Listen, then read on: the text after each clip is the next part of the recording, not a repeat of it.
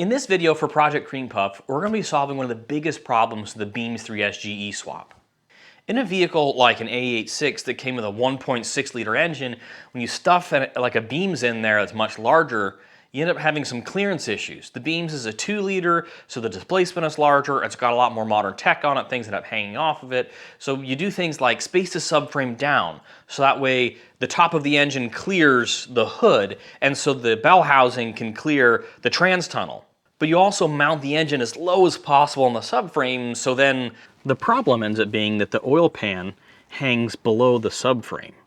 With such a tall engine and a deep oil pan, your oil pan ends up being the lowest point of the car. So right now, there's a good couple inches that it hangs below the subframe. There are a couple of different products out there to solve the problem of the oil pan hanging so low. One of them is from a company called Surfab. They make a really great product. It's a steel oil pan. They make a couple different variations based on your engine mounts. But the one I opted to go for is the JSP Fab oil pan. I really liked the design of it. I've been really happy with other JSP Fab products, like I have their reverse lockout shifter in my drift car, which is another huge problem solver for the beam swap. Let's go ahead and take a look at the oil pan here, and then we'll go ahead and get to working on the car. Everything you see here comes with a JSP Fab oil pan kit. So this is the oil pickup tube. We'll take a look at that in a moment. You've got an O-ring, all the hardware. This is a bracket for the oil pickup tube, and then this is the oil pan itself. The thing that I like about this, it's a beautiful CNC billet oil pan, and it's a two-piece setup, so you've got an upper and a lower pan. Sandwiched in between them, you've got your windage tray. The windage tray has these trap doors here to really help keep oil at the pickup tube, which is especially the problem because, well, this is a low-profile oil pan. Because it's lower, there's a little bit of worry about the oil not staying near the pickup tube. You've got the good windage tray, you've got the trap doors, you've also got like a machined in groove here for that pickup tube to sit into. So that way it helps keep the oil in a little bit more. And then also, I love the design of this pickup tube. So over here in the corner is the actual hole for the pickup, right? And then you've got kind of you've got a ring right here to help keep oil there. And then this whole thing, if you see this, it sits up a little bit, but this is gonna sit down in here. Probably not quite flush to it, but that whole design is like a whole nother bowl of oil that can fill up with. So I just love the design of that. I thought that was really neat. A lot of nice touches on it, like even like the machined JSP sitting right here. I just really like the way that this was done.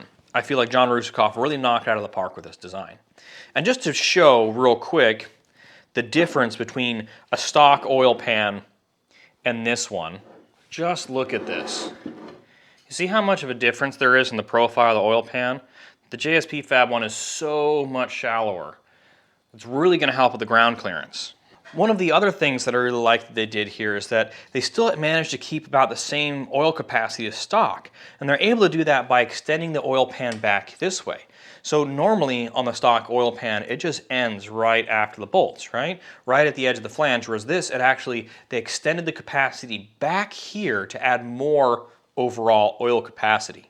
And the last awesome final touch with this is that JSP makes their own oil drain plug. So on the oil drain plug, you got that real nice JSP logo just right there. One of the things that I love about JSP is that it's all the little perfect final touches that they do such a good job with. Like here, we got the oil drain plug, got a JSP machined into it, and then right here we also have another mounting hole for like an oil temperature sensor. It's just great, super awesome that they do that. I know somebody's probably going to bring it up in the comments, so it's probably worth just addressing now. One of the advantages of the Surfab pan is that it's steel, whereas this is aluminum. And the reason why steel can be an advantage is that steel is better about bending. You can dent a steel oil pan, whereas an aluminum one tends to crack. Aluminum work hardens, and by that, like when the aluminum is impacted or is forced one way, it hardens and cracks. So that's the one downside about this. However, with how low profile this oil pan is, I really don't see that being an issue. One of the other advantages of this oil pan, at least for me, is that if I change my engine mounting, if I change the engine mounts on the drift car I should still be able to use this oil pan with the Blitz supercharger. I may have to modify a few things just a little bit, but the Surfab oil pan has like the wings on the side, which would interfere with where the supercharger mounts the alternator. I was really excited about that design, about this oil pan. This isn't going on the drift car, but I think that if I can make it work right, I may pick up another one for the drift car later. All right, let's go ahead and get to work on the car, pulling off the stock oil pan and pickup and preparing to install the JSP one.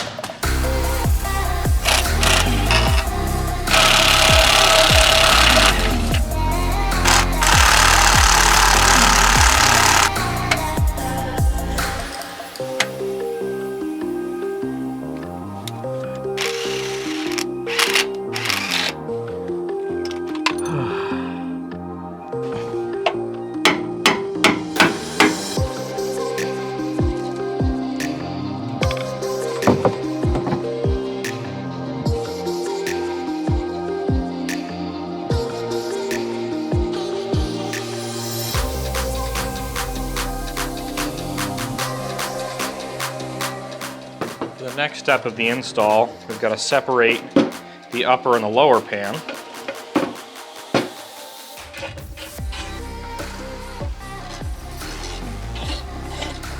We're also going to need to install this bracket right here.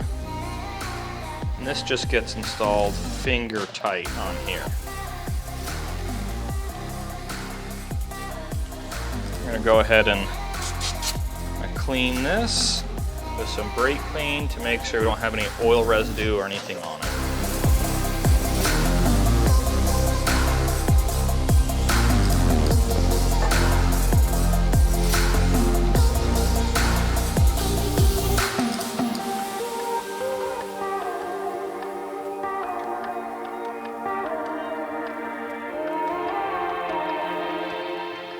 And now you tighten down the bolts on top of the oil pickup.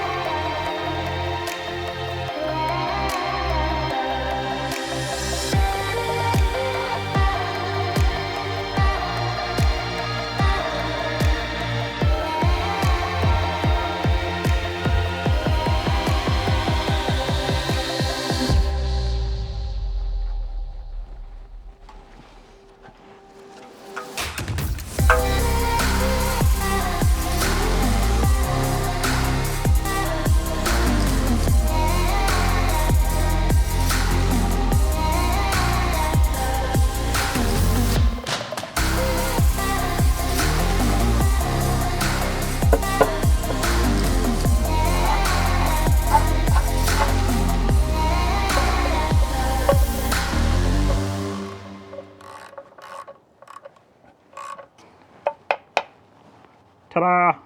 All done. Now look at that clearance. That sits like perfectly flush with the subframe. Like, look at how beautiful that is.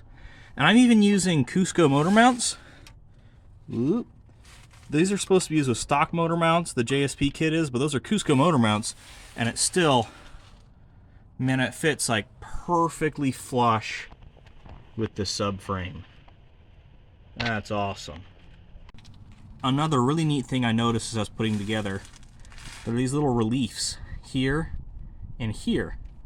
And that's so that you can service the oil pan and pop each of these sections off. That's just such a nice touch that I wouldn't have even thought of. Way to go, John Rusikoff. I am so incredibly impressed with this oil pan. Everything is beautifully machined and welded, a perfect combination of form and function. I've got no comments, no recommendations about any further improvements. This is just so well done. I still have quite a ways to go on Project Cream Puff. This sorts out pretty much all of the hard parts for the engine. Now I've got to work on the wiring. I'm still a ways out on that. I got to get a drive shaft shortened. I got to get the radiator in. I've got to get coilover. So I'm still I'm still a ways out, but this is a pretty major step, and I'm really excited about it. I also got another thing with the oil pan, which are these guys. These are JSP Fab tow hooks.